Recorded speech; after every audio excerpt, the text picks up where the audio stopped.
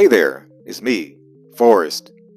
Welcome to my first comedy special entitled Silence is Loud. This is a different kind of special because it is just me in my apartment with my dog, and you won't hear any laughter. You might hear a little bit of movement from a dog, so that must mean the joke worked. But yeah, I'm just gonna work through jokes that have been in my head. I'm gonna tell some stories. All this is from the top of the dome because I don't write. I don't like to write. I've written many papers throughout going to school. I got a couple degrees, and then way back when, my mom used to make me write book reports over the summer. So just sitting there with a pencil and paper and trying to write, I'm just good. I'm cool. I had a comedian. I've had a couple of comedians tell me I should write. Actually, one of them in particular was like, "Hey man, you need to write. You need to write." He gave me all these reasons for why I should write, and then he went up there, and I really wasn't too impressed by his set. And I'm like, "Oh, this is what writing gets you." I've actually tried to write before. I Googled how to write a joke, and it just, yeah, it wasn't fun. And then when I tried to tell it on stage, I was just overthinking it. And then I used to have bullet points in my phone, like a lot of comedians do, have the note in the notes app, and I would work through jokes. I'm like, you know what, I'm cool on this. Let me use my brain. This is why my head's so big, because I think different. I got a big old brain up here, and this has been a very interesting thought exercise. So let's go ahead and get right into it. God is good. God is good all the time. All the time. Coochies are pink, booty holes are brown, my skin is light, but my comedy is dark. I swear I love opening up with that. Yeah, also I'm gonna throw in a little trickle of my comedy journey throughout this special. I'm just calling it a special, so every time I get on stage, I can be like, "Hey, yo, check out my comedy special on YouTube." Kind of do a light flex and shit. Gotta learn how to trick the people's algorithms. But yeah, I forgot when I started doing that, but it hit, and I was like, you know what? Let me keep doing it. So at least consistently, over and over again, I have something to open up with. Because the opening part is the hardest part. So yeah, but it's been a very interesting year for me. I am living the sober life. I'm almost at 200 days of sobriety. In the rehab world, they have DLC, which is a drug of choice, and my drug of choice was marijuana. I had some other favorite drugs before. I've tried coke. I've tried Xans. I've done Molly. Yeah, Molly was. Molly was. It was fun. It opens you up, and you feel great, but that come down is horrible. And it took me about 3 or 4 times to figure out how to come down from Molly. I remember my first Molly experience. I was getting tatted on my leg, and I popped the pill, and then I'm just laying back, and I've got my MacBook on my chest. I'm watching Narcos, and then the Molly hit, and then I closed my eyes, and with my eyes closed, I could see the fan above me through the eyelids. I'm like, oh shit. And for anybody that has been super high before, you know that you start talking to yourself in like third person. You'll be like, hey, yo, we is high. And that's what happened. So I stopped my homegirl that was tatting my leg. I was like, hey, hold on for a minute. Put the Mac down, and then I sat up, and I was like, you can go now. And I was just there, high as a kite, and I did not feel that needle at all. Boy, man, Molly.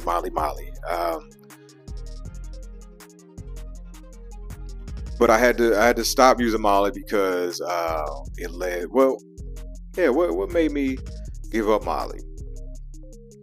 That second drug seizure. I've had a grand total of two drug seizures. The first one was because I took coke and Xans a little too close together.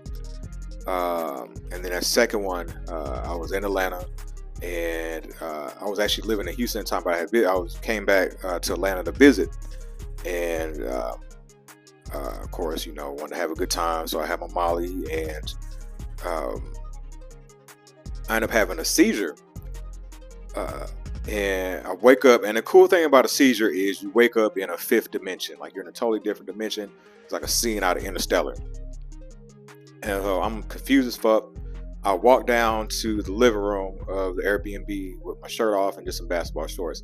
And the Airbnb host is down there, and I'm confusing the fuck out of him. I'm confused. He's like, all right. I was like, I think I am, stuff like that. So I end up going back to my room, and then he ends up messaging me on the Airbnb app. And he's like, what happened? Everything good? And I was like, me, my dumb ass being Mr. Honest, I'm like, yeah, I ended up having, I think I had a seizure from fucking around with drugs, but I'm good now. And that was the wrong move because not too long after, I could no longer use I couldn't use the Netflix access that got cut off. And then I got informed by Airbnb that an incident happened and that there would be a case opened up. I was like, oh, snap. Fortunate enough for me, my flight back to Houston was the next day. And so I had to deal with that. I ended up talking myself out of that Airbnb case because that would have sucked. Losing my access to Airbnb, y'all, because I wanted drugs. So, yeah. In getting to my drug of choice, which is marijuana, I was going through a zip a week, man. About every 5 days, I was hitting up my weed man, paying like $200 every 5, man. So after a while, that adds up. And I was thinking about quitting. And when you think about something, your algorithms will kind of confirm it. Because on my TikTok, I was just seeing a bunch of sobriety videos that were coming down. A bunch of videos of people being like, hey, this is day 3 or 4, this is a week off weed, or, just talk about life without weed. You go through, it's like, I don't know, it'll fuck with my creativity. I'm dealing with this anxiety and stuff like that. I would smoke before and after I paid bills. I would smoke before I went out. I was smoke to help me go to sleep. So I'm thinking like, man, I don't know if I could let this go. And so I had a conversation with God, and I was like, hey, if they start putting fentanyl in the weed, and then I'll give it up. And then sure enough, out the blue, my mentee, he sent me this Facebook post of a nurse that had a patient come through the ER with fentanyl laced weed. I was like, oh, all right, there go my message from God. I still copped like 2 more times, and I knew I had a problem. I had some very crackish ways when it came to weed, because there was one time when I ended up going. I ended up going to 3 ATMs to pull out the money. Not because I didn't have the money, but for some reason the ATMs weren't working. So I literally went to 2 and then had my weed man drive me to the 3rd just to get the money. I was like, man, I got a problem. And then I had seen that the rapper Danny Brown, he was going through rehab, and he was, going through his sobriety journey. And then what topped it off was I went to Trap Yoga, and I met Tiana Trump, the adult, fucking it up. It's so damn fine, I'm messing it up. Yeah, the adult film star. If you don't know who she is, I guess you're really not hip to the porn game. But I saw her at Trap Yoga. I saw this pretty light-skinned chick, and I'm all like, she looks familiar. So we start talking, and strike up a conversation with her, and I'm all like, "Hey, what do you do for work?" And she's like, "I'm a porn star." And I'm like, she said it with so much confidence. I was like, she can't be. She's not bullshitting me. She's like, "Do you recognize her?" I was like, "You look like Tiana Trump." And she was like, "I am." And I was like, "Oh, snap!" And so we ended up doing yoga next to each other. She accidentally touched my booty. I mean, may have been an accident. I don't know. Maybe it could have been intentional. Either way, she touched my booty. But she told me that she had given up weed cold turkey. And I was like, if she can give up weed, I can give up weed. So that Sunday, I smoked up the rest of my weed and I quit cold turkey. So shout out to me for living a sober life. And now that I'm sober, I love to make fun of other people on drugs. I'm like, hey, you're trying to run from your childhood trauma, trying to can't handle being an adult, dealing with that anxiety, huh? Yeah, but there is out of all the drugs though, there is one drug that I cannot seem to let go. It has a chokehold over me and my bank account, and it is emotionally unavailable black bitches. Yeah, yeah, so much so that I adopted one. Yeah, I adopted a black lab from the Humane Society. Called Little Thelma. She is wonderful. She is trying my patience. Yes, she is. But I love her. It was a very interesting experience going to pick her up from the Humane Society. They had free adoptions, and I was like, all right, let me, because I had been, playing with the idea of getting a dog. I had never had a pet before. Um, and I was all like, it was getting lonely around my place, and I'm like, you know what, I'm not having no more kids, so, and I'm not hitting that reset button because I got adult children, and I was like, you know what, let me get a dog, and so I go back there, they have you, they got like 3 rooms. I went on the left side, and I was going through, and I joke how I'm part white, and I was kind of talking to my white ancestors as I was going through. I was like, "Damn, is this what it was like to pick out slaves?"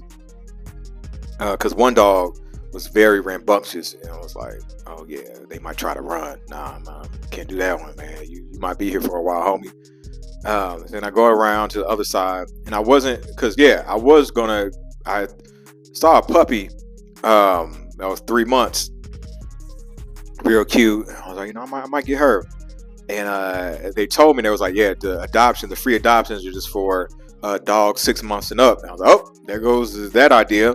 So I go on the other side, and I go around, still really not seeing a dog that I had one in mind. I was like, oh, I might come back to him, but I really wanted the girl dog, balance out the energy in my place.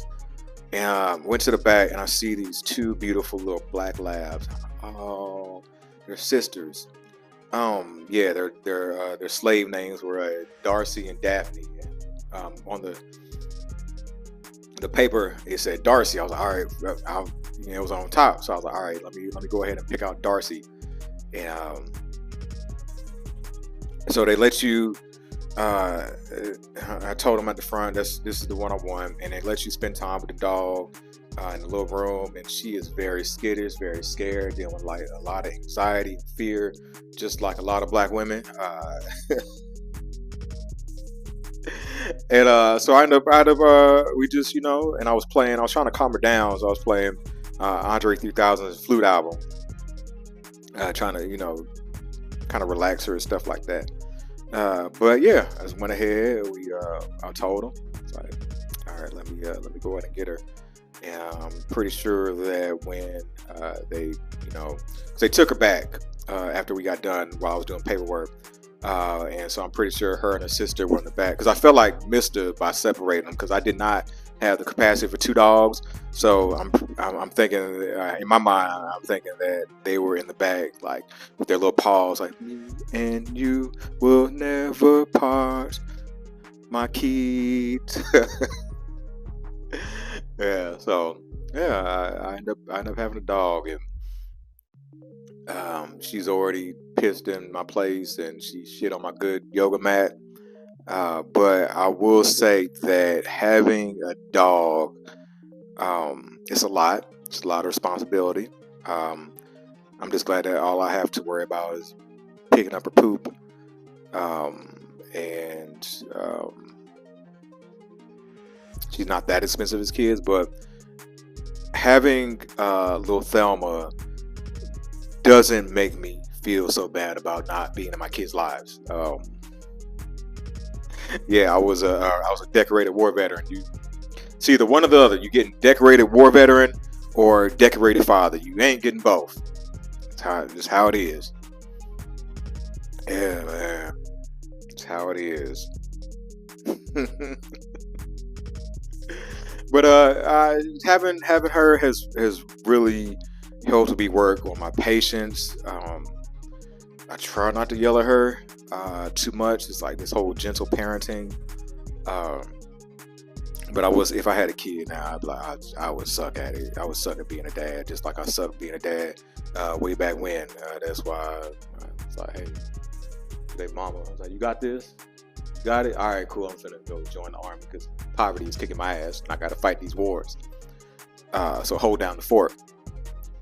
But yeah, she's helped with my PTSD as well. I'm able to sleep with my door open, but she's still mostly unavailable, so she don't play with me yet. So we'll get there. She's slowly but surely coming out of her shell.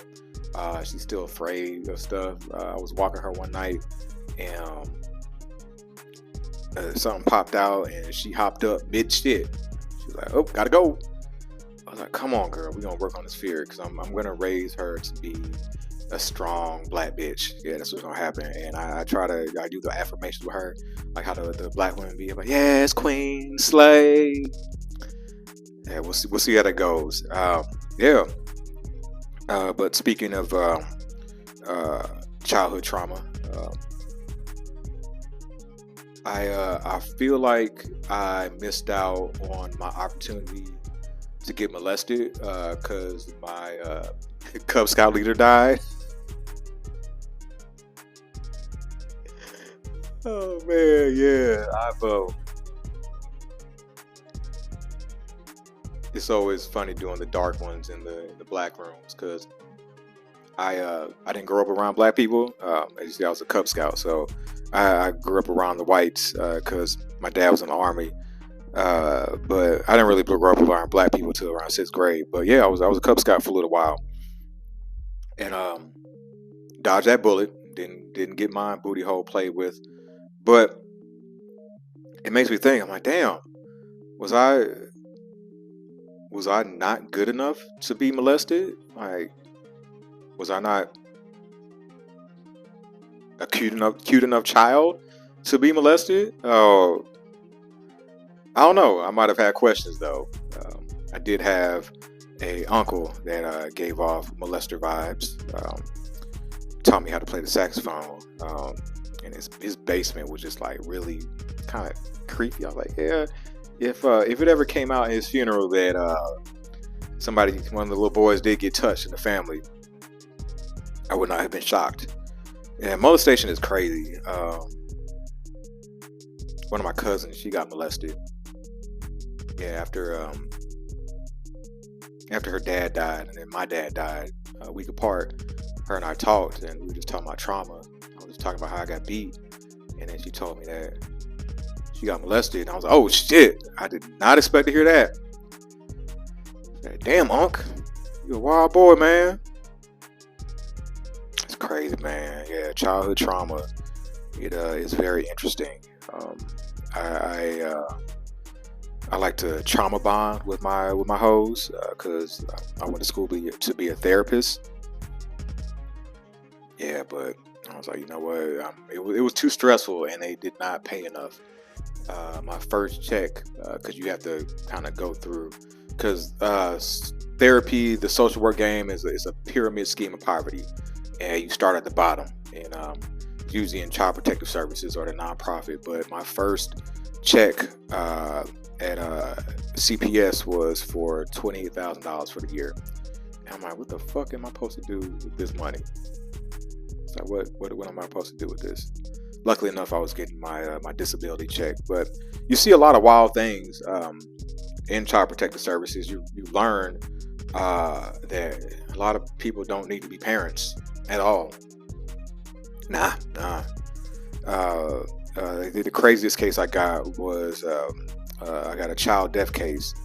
It didn't start out that way, but we got this report that there was some abuse going on in the home, and that the family is trying to duck and dodge and stuff like that. And so I started out, I went to the first address of the apartment complex. They weren't there. I got word that they were staying at either an extended stay or a motel off of Delk Road out of Marietta. If you're familiar with the Marietta area, there's this strip on Delk Road, and they got a bunch of extended stays, motels. It's like Marietta's own section of poverty.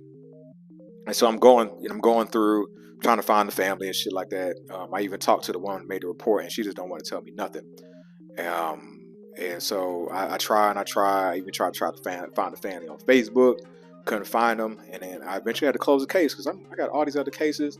And I was like, I ain't trying to have nobody yell at me about my caseload. So I closed the case. And then 3 weeks later, my supervisor calls me. He's like, hey, yeah, the baby's in the hospital and she's not going to make it because the mom shook her real bad. And the baby ended up dying. I'm like, dang, man. So every time that I go out to Marietta and I pass up those extended stays, I get a little chill, just like that baby.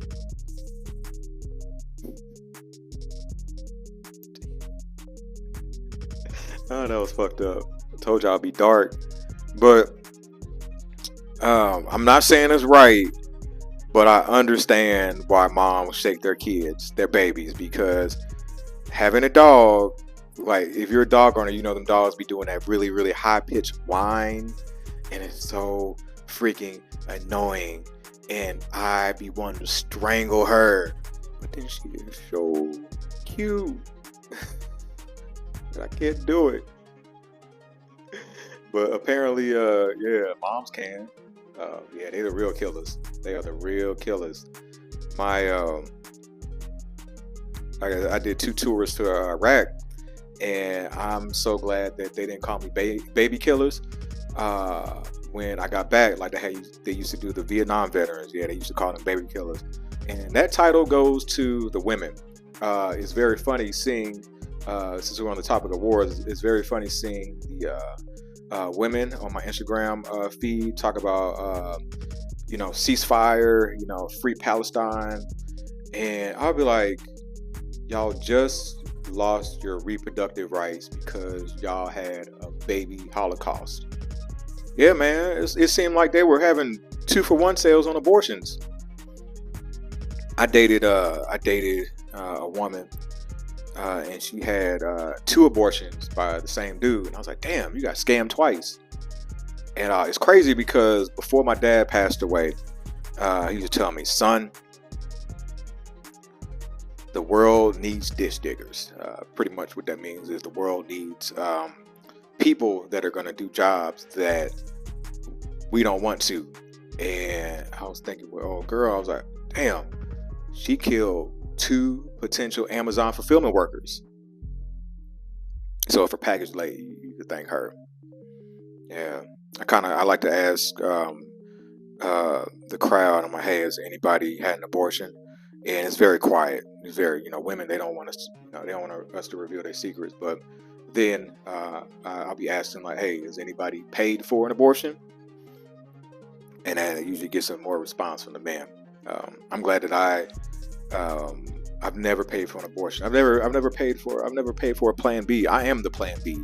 I got a vasectomy when I was 21. Top 5 life decision ever. Yeah, man. My uncle did it in the basement. I'm lying.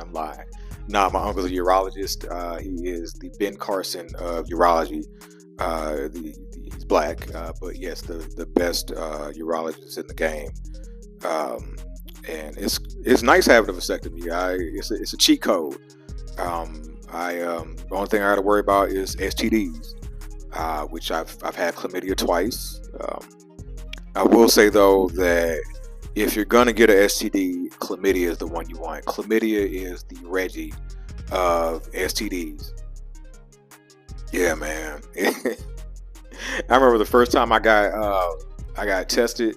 It was the old school way, back when STD tests were like COVID tests, and they would stick that Q-tip up your dick. Yeah, man. The first time I almost punched the nurse in the head. I was like, "Fuck this." But I'm glad that I made that happen, because I had 2 kids before the age of 21, and I was like, "Oh shit, I see where this is going." Yeah, I'm good. But I mean, I guess I don't know. I've got kids, but I don't consider myself a parent. I know that I would most likely treat my kids like slaves. Doing like kind of, black moms will be in the room and then they call you to come get the remote. I did the closest thing I had to having slaves was in the Army. I did 7 years. Yeah, shout out to the vets. I ended up attaining the rank of E6. That's like being a supervisor at your job with a little team and shit. And I had white soldiers, so it was like having white slaves, and they work hard.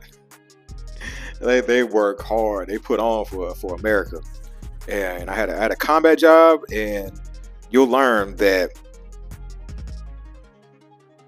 well, black people don't fuck with the military in general because it's like police on steroids, but they really don't fuck with combat. The closer to the front lines you get, the wider it gets.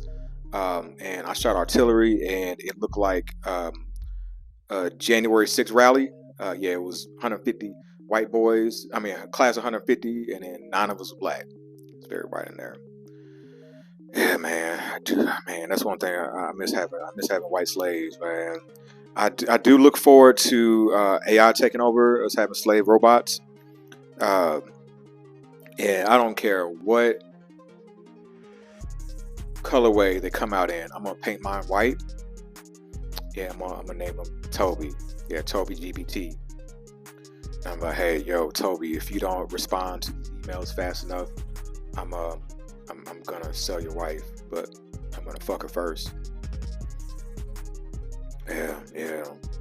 I do enjoy fucking. I really do. Pussy, man. Pussy. Yeah, I remember first time I got some pussy and busted nothing, it felt like heroin. Yeah, I've also had 7 threesomes. Yeah, 7 threesomes. I had 2 threesomes within a month, and my psychiatrist was like, how'd you end up pulling that off? I was like, fucking handsome, damn it. One of my favorite threesomes, one of my most interesting threesomes was it was in New Orleans, and one of my former lovers, we dated when I lived in Colorado Springs, and she was doing her PhD program at Tulane, and she was like, hey, I'm gonna be down in New Orleans with my homegirl. Do you want to do some hoe shit? And I was all like, hell yeah. And so at the time I had a 2014 Jeep Cherokee, and those things, my dumb ass, I didn't check the consumer review, but they pretty much threw it together. It had some real bad transmission problems or whatever. And so I'm driving to New Orleans, and it just the Jeep, it just starts shaking. I'm like, what the fuck? And of course, and I was like, oh hell no. And what do we do when we having car problems? That's right, turn that music up. I turned that music up. I was bumping, and I had popped the edible. I was like, I'm gonna be high during this trip, so I'm just shaking down there and getting all the way down there. I ended up making it. And New Orleans was cool. Me and old girl and her friend, we have a good time. We ended up going out to a bar, and then we hit up this swingers club down there called Colette. We didn't do anything. We just were observing. It was kind of had a real eyes wide shut type vibe.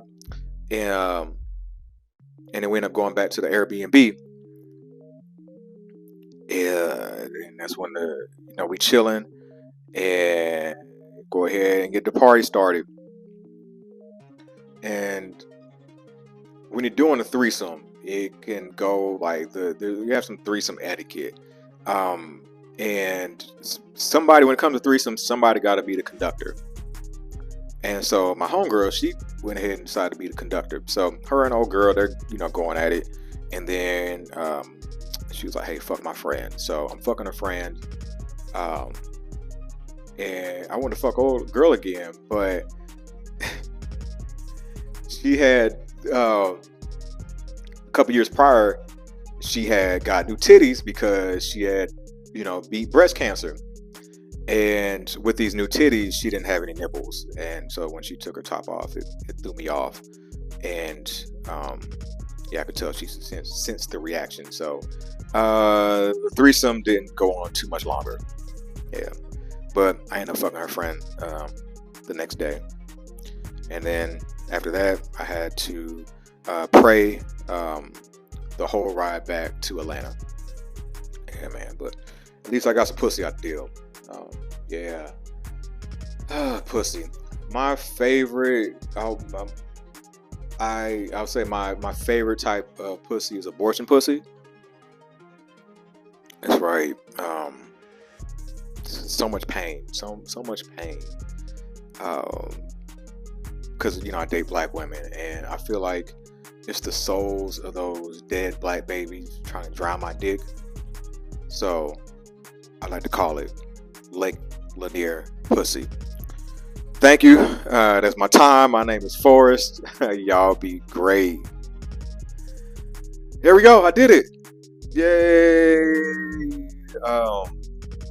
Let me know what you think in the comments. I do enjoy reading the comments. Go ahead, like, subscribe. If you want to leave a donation, I'll throw the Cash App up in there. And if you want to book me for a show, there you go. Appreciate y'all. I'm out. Y'all be great.